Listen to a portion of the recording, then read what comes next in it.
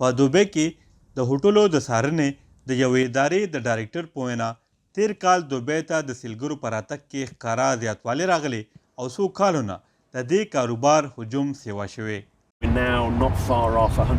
د هوټلو د کمرو په هکله دوبۍ په نړۍ کې 5 نمبر راځي او که تاسو 20 کاله وروسته وګورئ نو په دغه مقابله کې دوبۍ ډیره وړاندې تللې.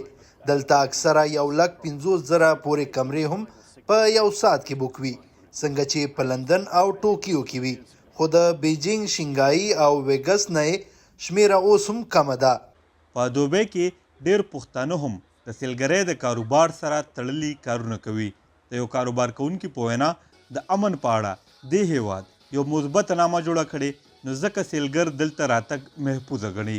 دوبۍ داسې یو سنټرل ډیسټینیشن دی چې دې کې پیله نم خلک وو، خو د هغې نه بعد چې کله یو ملک کې څه مسله راشي نو د ټول نه زیات خلک دلته راځي، د ټول نه زیات انویسټمنټ دلته کوي.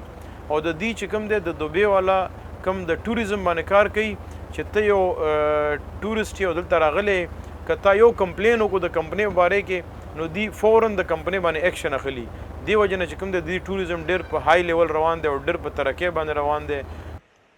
د ورلد ټریول او ټوریزم کونسل په یو رپورټ کې ویلي شوي دې هیواد کې د سیلګرۍ د کاروبار حجم 246 بلین درهم ته رسیدلی او دغه کال کې هوټلو په مجموعي توګه 3.5 بلینه درهمو کاروبار کړی. په دې اړه د هوټلو د یو ریسرچ کمپنۍ ډایرکټر زیاته کړې. زما په خیال دوبۍ یو رڼاګانو ولا ښار دی. دلته تاسو د $100 نه واخله تر $50,000 پورې کمره بوک کولی شئ. نو دلته د هوټل په کاروبار کې د ګټې ډیر گنجایش دی.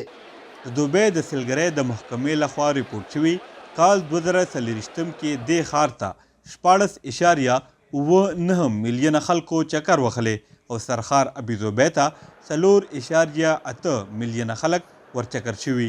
د دغه شمیرو تر مخه دوبۍ ته د ټولو نه زیات سیلګر د مغربي یورپ نه ورغلي او شمیره 3.28 میلیونه نفوس ښودلی شوی او ورپسې د جنوبي ایشیا خلک دي چې شمیره 2.858 میلیونه ریکارډ کړی شوی.